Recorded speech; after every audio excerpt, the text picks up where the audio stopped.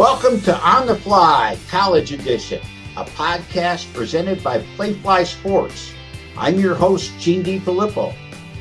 Playfly Sports is the full-service marketing and media company bringing digitally enabled innovations to the sports industry. Welcome to On the Fly. I'm your host, Gene DeFilippo, and our guest this week is one of the top young athletic directors in all of the country, Jeramiah Dickey, the Director of Athletics at Boise State University. Welcome, Jeramiah. Thank you. Thank you for having me on. Well, I tell you, we do this and we put it onto LinkedIn. We put it in the D1 ticker, and it gives you a lot of opportunity to say what's important. We'll also send a copy to you at Boise State so that you can use this any way that you want to. But Jeramiah, you moved up the ladder. Nobody gave you anything. You earned everything that you've gotten. Take us from college up to the present time and just tell us about yourself. For sure. You know, I was fortunate to grow up in college athletics. My grandfather was the team doctor at UTEP. And so I always had an affiliation and obviously loved sport in general. But getting to college and going to the University of Texas, I had no idea what I wanted to do with my life. It changed my major a number of times. And quite honestly, because of some of the people that probably loved me more than I loved myself at that point in my life, really set me up and introduced me to some people to this day that I still consider friends, family, and mentors. I was fortunate as a junior at UT to meet a guy by the name of Mac Rhodes. And it so happened my mom taught with his wife. And so I was able to spend some time with him. And I believe at that point he was an associate AD for development. And I got to hear why he chose athletic administration, and it changed my life. I went back to UT, I changed my major, and the rest is history. Upon graduation, I went to UTEP. Mac offered me an internship and was able to learn under him and Lisa Campos, who's at UTSA, and obviously Mac, who's at Baylor, and then Bob Stoll. And so I was very fortunate to be under some great leaders. And when Mac left to become the athletic director at the University of Akron, that was the next step in my career.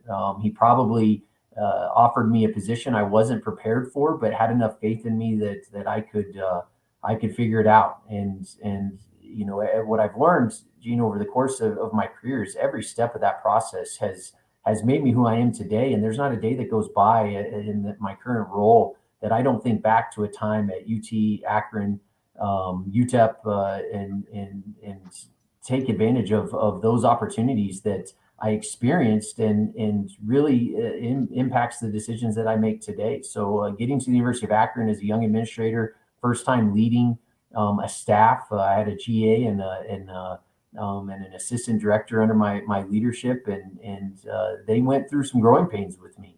I was still learning my trade and figuring out how to be the best version of myself, and we did some great things. And Mac, and at that point I had met Hunter Yurchek. He was that's who I reported to, and he was our deputy AD.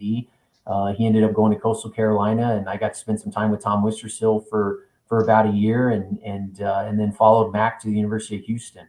I made that decision based off of the responsibilities Mac was going to offer me. I knew at that point I wanted to be an athletic director, and I knew what steps I needed to take based on those that were pouring into me and the mentoring I was receiving. And I felt going with Mac to the University of Houston was the next best step for me. I oversaw fundraising and a much larger team, and was fortunate to move up in that department.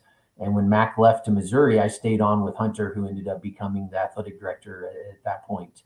And I was his number two, and I had football at that point, and got to work with some great coaches and staff in general, and really enjoyed that experience. And that Houston, especially the last 2 years there, really refined who I was as a leader and administrator, and my purpose, and really what my why was. And when Mac left Missouri to go to Baylor, he called me, and quite honestly, not many people, who I leaned on were in favor of me going to Baylor. At that point, they were navigating some uncomfortable things, but I saw an opportunity to be able to maybe tell my story a little bit differently one day when I was in front of a committee to become an athletic director. And it's one of the best decisions I ever made. I ended up following Mac and spent 4 great years with my family in Waco, and was very grateful for that experience. Loved our time there. Loved the people. I'm a huge fan, and once again got to see Mac over the course of time, from when he was an associate director or associate AD at UTEP to him being an AD in the Big 12. How he grew, and to have a front row seat for that, and what I was able to learn from him as not just as a leader of a department or administrator, but also as a father and husband, and same thing with Hunter. I don't know if those guys realize how impactful that was on me as a young man, and at that point recently married and a father myself, and really allowed me to prioritize what was important, and I fully believe that it made me the person I am today. So from that Waco experience and the changes that we implemented at Baylor, and the success that Mac and that team has had, is just remarkable. It was hugely beneficial to me to be a part of that, and to be a member of that team, and it led me to Boise State. A very non-traditional search. Everything was Zoom. It was during COVID. I was 1,000 miles away from Waco. I was on my in-laws' farm in Illinois, and had to borrow my father-in-law's tie, because I had a sport coat at least. I always bring a sport coat, but that process it took about a week. I got called on December 26th, and I accepted the job on December 31st.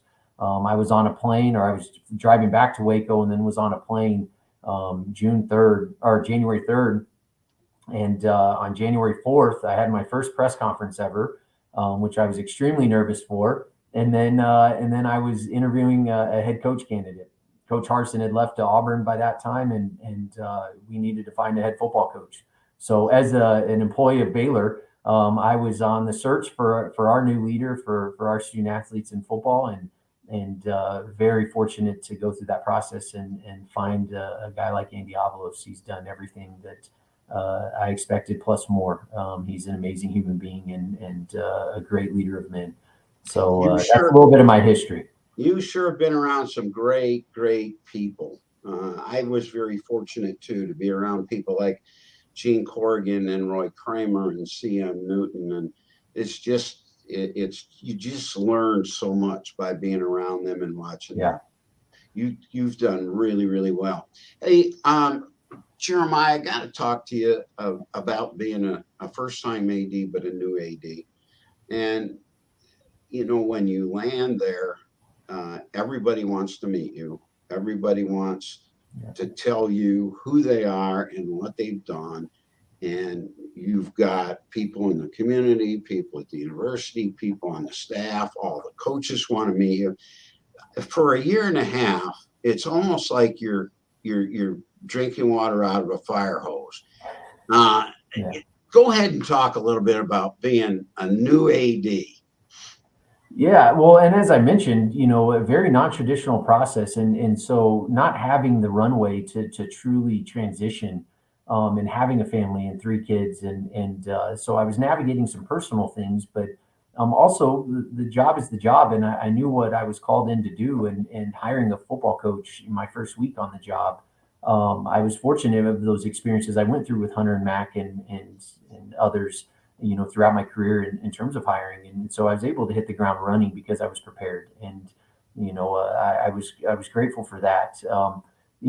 Coming into a place like Boise State with the history and tradition and success and the brand, I knew Bronco Nation was strong. And I don't know, Gene, who came up with the 100-day plan. I needed a year and a half, really, truly. It's exactly what I said. For the first year and a half, you are just going nonstop. And it doesn't get as much coverage, but in my first 6 months, I had to hire 3 coaches: football, women's golf, and softball. and coming into a new place, and mind you, I had never been to Boise. I everything was virtual because of COVID, and I knew enough to be dangerous, and I had called a lot of people in the industry, Mark Coyle, who I think very highly of, and I knew Kurt, and obviously Gene Blameyer, who's somewhat of a legend, and was an AD for a long time. I leaned on some of those individuals very early on in my time here, and I knew who I needed to get in front of, but it was important to listen. It was me establishing who we were going to be, but I needed to fully understand what the expectations of our community, what they were at that time, and how I fit into that, and ultimately how I could set us on a course, to maybe best position us for what's to come. And so that first 6 months, I very intentionally met with every single staff member. I wanted to get in front of them. I wanted to get to know about them and their families, and what their expectations were of me. And then also to really start defining what my expectations were of our team. And then I also was getting in front of our top 50 sponsors, our top 100 donors. And then it's something that I think, and it helped me probably because I had to hire so many coaches early on. I needed to create the relationships with my counterparts on campus. I'm big on team, and I knew that whatever we wanted to accomplish, it was going to be much easier for me if I could get everyone on board, pulling the rope in the same direction. And so I was fortunate to have an unbelievable president here and leadership team on campus that I very much leaned on them. And so I felt like from a transitional standpoint, I was able to navigate it. And I think in a way maybe was a competitive advantage for us here because we were able to start some things early on and really define those expectations and educate our fan base on where we were at that point and where we were headed. We have a tremendous history, but it's something that needs to be recognized, but we cannot live in the past. And, That's right. and so I needed for everyone to fully understand that. And it really allowed me to set the expectations and the standard that we were going to operate and professionalize what we were doing. And now I think people have seen that lived out in action, and it allowed me to really dig in and concentrate on our infrastructure, and then our vision that was just most recently announced, and we're on to what's next. Jeremiah, my wife and children stayed behind at Villanova for 10 months because of school. And, I came to Boston College in October, and we wanted Mary and Chris to finish school. And so I was here 10 months by myself, and I just worked from 8 in the morning till 10 o'clock every night. And if there was something going on downtown, or there was a game, or there was a dinner, I was able to go. And I just felt like for the first year and a half, I really, really never slowed down. And then after that, Yep. The pace of play, so to speak, slowed down just a little bit to where I could implement some of the things that I really wanted to do. No, Hey, you're absolutely right. I mean, the family piece is so important to me, and they're a huge part of this. But it really helped me. I mean, it took them. I got here in January, and they didn't move here officially till April 1st. But it allowed me. I was living out of a hotel, and it allowed me to spend a lot of time here at the office and get our ducks in a row for what was next for us. But I also, I can't say enough about my wife, and you probably experienced this too. She handled the move. She handled everything. And it really relieved a lot of pressure for me. So I'm grateful for that. for sure. Hey, we got to talk about the blue field. Yeah.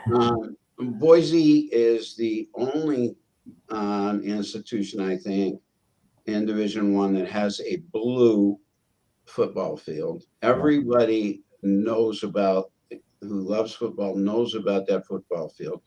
We played when I was at Boston College. We played Boise in a bowl game out in that stadium, and I'm going to tell you, your crowd is terrific. When those uniforms match the field to a T, it really makes it difficult to go out there and win. Talk about that field a little bit, and also talk about some of the myths. uh, I've heard things about sometimes the geese are flying and they might fly down and think it's water. And Yeah. I think some of those might be myths, but you can clear that up. Yeah, well, one, that is a myth. Now they do, they're on the field quite a bit, but we are not, fortunately pulling up a few dead geese. That is not happening. The idea for the blue turf came from Gene. He did, it was genius.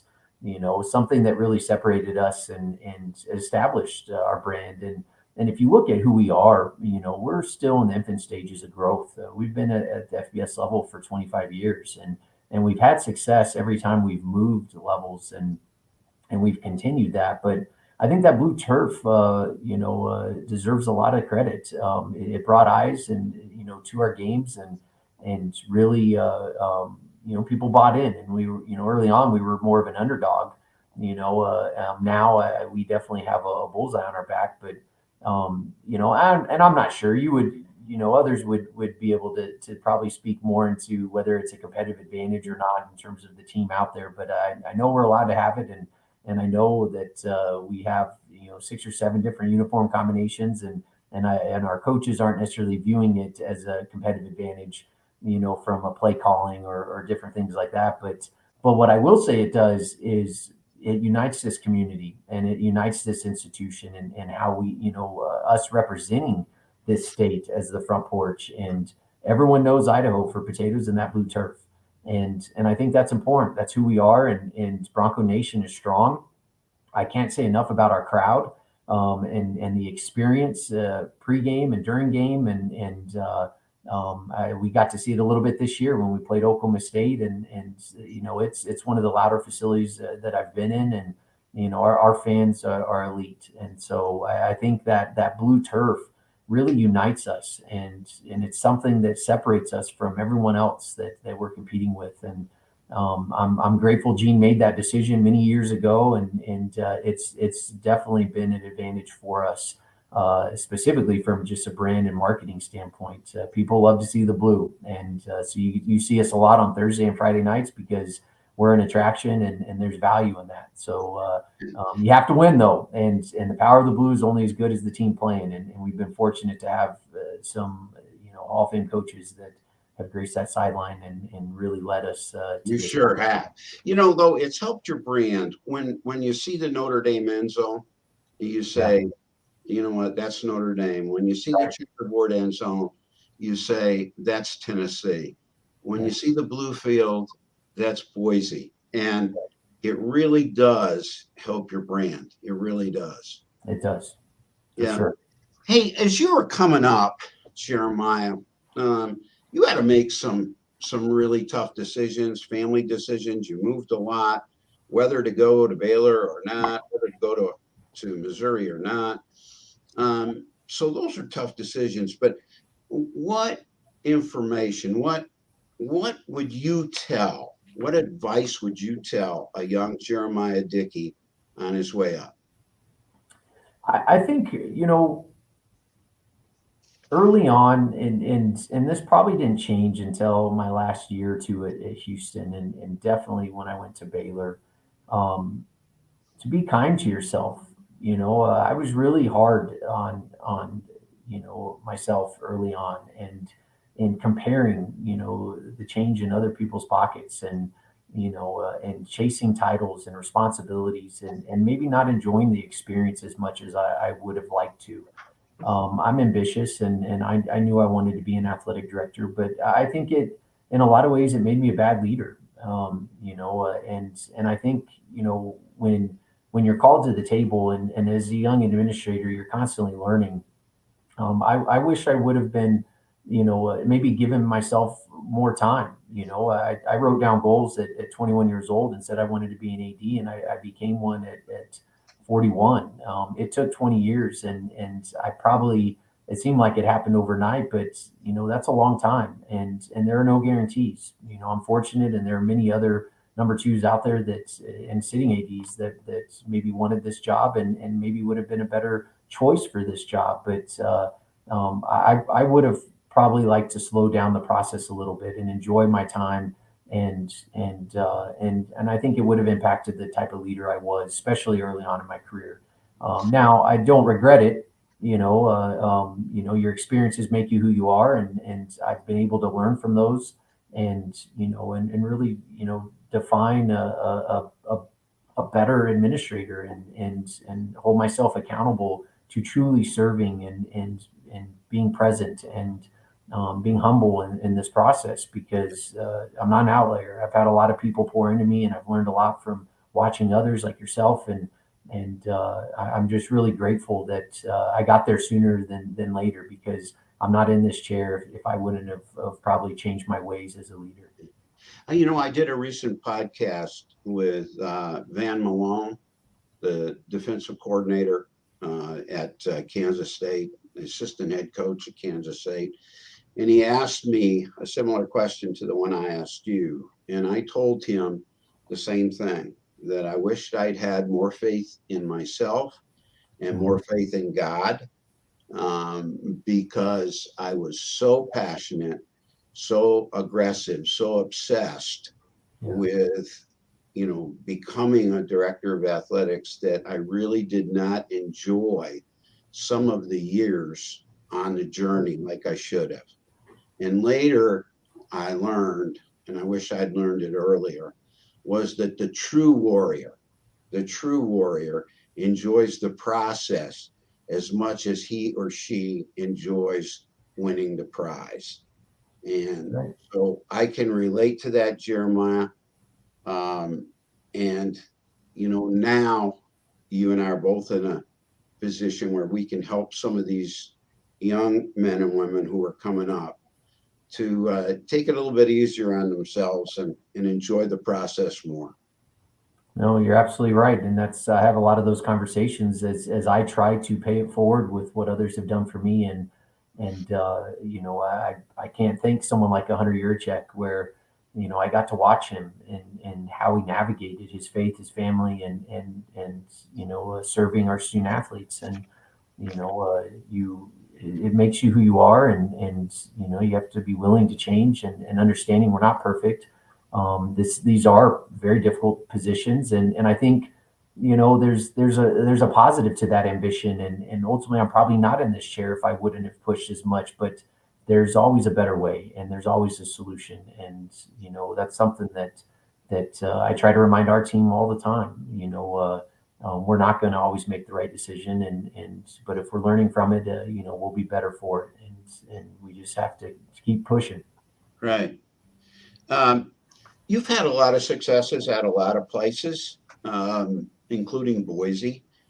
What are some of the real special moments that you look back on and remember? Time with student athletes, or a win, or whatever it might be. What are some of the real memorable moments that you've been through? A lot of it ties into certain events where, and you'd mentioned it, the process is so important, and what ultimately fans see is the outcome, but they sometimes don't see the process or the work being done behind the scenes. And so those moments in time, I remember at UTEP, we had worked really hard to fill the Sun Bowl, and had a great crowd, and we ended up beating Rice, and UTEP traditionally hasn't had a lot of success in football, at least prior to that, and they've had more success recently.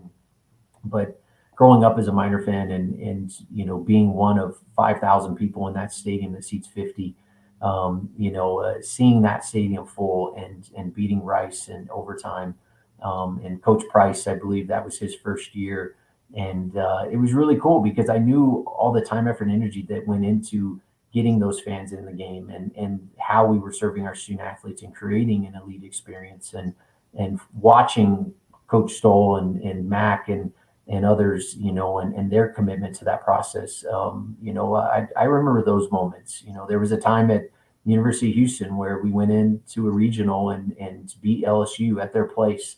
It was one of the most amazing baseball experiences. I was the sport program administrator, and I was a part of hiring Coach Whitting, who I'm a huge fan of, and to understand where that started. We were not a good program, and and all the time, effort, and energy that went into getting to that moment and then winning and being prepared for that moment.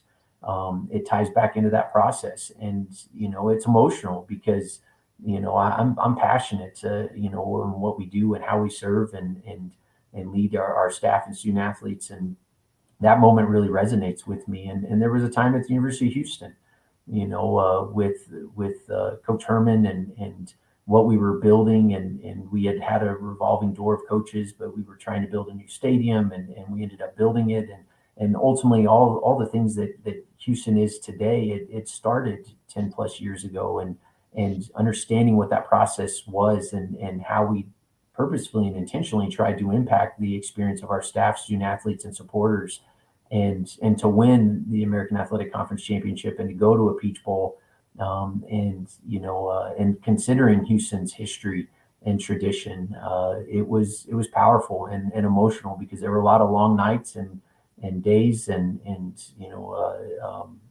went into that.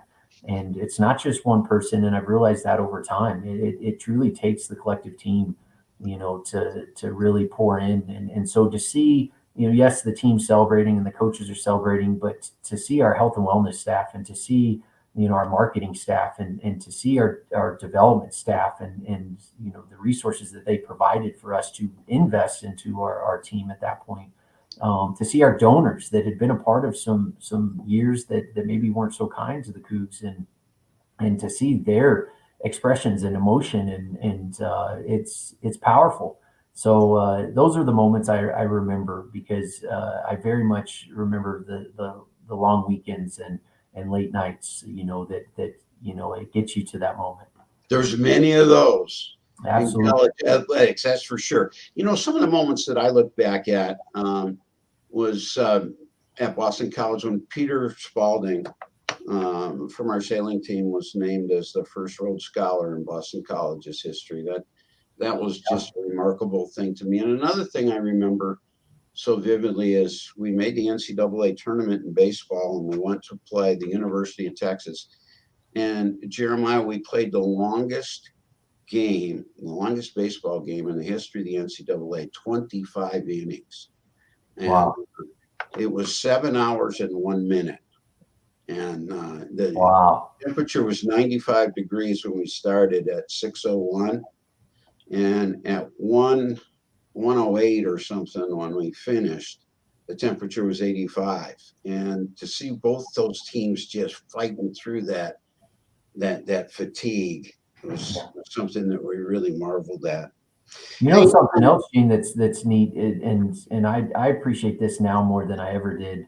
The number of student athletes that I've connected with, on some of these teams that we're talking about, and it develops into a friendship, and you get to see what they become in life, and have families, and you always have those moments that you can think back on, but that connectivity to them, I'm sure you have many of those that throughout your career that you can look back on, that they're not just student athletes anymore, they're now men and women, and husbands and wives, and CEOs of companies, and it's really neat to see their success, and that's why we do this. It is. I coached at Youngstown State from 75 into 79, or until 80. And just yesterday, our quarterback, Keith Snoddy, and I were texting back and forth, and said, "I love you, my friend." And he said, "Coach, I love you too." And 4 great years. And so, I mean, Keith, I was 25 at the time, or 30, and Keith was 22. So we could really relate to each other. Let me ask you another question about time. What do you do to get away from it a little bit? Do you run? Do you walk? Do you play a little golf? What do you do for your mental health, and for you to stay for you to stay fresh and alert? It's a great question, and I'm I struggle, but I'm fortunate, and so I balance it. I'm addicted to this job in a good way. I'm very passionate about it, and if you if you gave me the choice of going to golf or coming into the office to work, I would come to work. I love what I do, and when you can align your passion and your hobby and your social circle, I have the best of all worlds. But the thing that probably revitalizes me and really allows me to stay fresh. It's my three kids. I have a 3, 6, and 8-year old, and they're everything. And I would be remiss if I didn't mention my wife. But there's nothing better than, just the other day I got home a little bit early and I was throwing the baseball with my 6-year old, and stuff like that. It's and they don't necessarily realize it, right? But it means so much to me, with what we're faced with and social media and transfer portals and all the different things that hit an AD's desk. That's 90% of it I feel like no one knows about, and nor should they. It is. I'm so grateful to be able to go home, and because those three kids, they don't care about dad as the AD. They don't understand what I'm doing, and nor should they. But they care about me as their dad, That's and, great. and That's to a be able to connect with them. terrific answer. I tried to be an assistant coach on my son John's Little League team from, I don't know, 4, 5, 6 years there. And from T-ball up. I Yeah. couldn't make every game. I couldn't make every practice. But when I could, I wanted to be one of the 2 assistant coaches so that I could spend a little time around them. And That's right. what you're saying is really important to you too. Jeremiah, I understand that you've just put together, along with your staff, a playbook for success. And I think that it deals with facilities, which are so important for recruiting top scholar athletes. Can you tell us a little bit about this program? Yeah, absolutely. I can't thank our staff enough, and the partnership we had with AECOM, and to go through that process, to really define expectations and create something that our supporters, and in general college athletics, could be excited about. We want to make sure that we create a situation where we can positively impact all 350 plus student athletes in 18 sport programs, and creating an athletic village, and ultimately, the next step in this process to launch a capital campaign. It's really exciting for Bronco Nation, and it's something that we worked on for quite a while, and it is important when we look at the future of Boise State athletics and our institution. We know that there's not much we can control in this, but I expect us to operate with a Power 5 mentality, and we want to be elite, and we want to compete on the national level. And I think this is a huge step for us in the right direction. I want us to continue to remember the past and celebrate our history, but I don't want to live in it. And I mentioned that before. We need to define a better future, and I think this playbook for success really allows us to do that. It's going to lead to us conducting a feasibility study with our donors, and really identify what's a priority within this overall plan, and what we can then go out and fundraise towards. So it's exciting. It's something that we haven't had necessarily defined for us here in our recent past, and I think our staff and our supporters and campus in general are really excited for what's next for Bronco athletics. So. Wow, exciting times for the future of Boise State. That's for sure. Hey, Jeremiah, you were terrific. I knew you'd be great, and I didn't know you'd be this great. Well, thank you. I want to thank you for coming on, for answering questions honestly, for telling people about Boise State, for letting people know about you. You've got a great future. You got a great future in this business. We're out of time on this week's On the Fly College Edition. I'm your host, Gene DeFilippo. Thanks for your time this time, and we'll see you next time.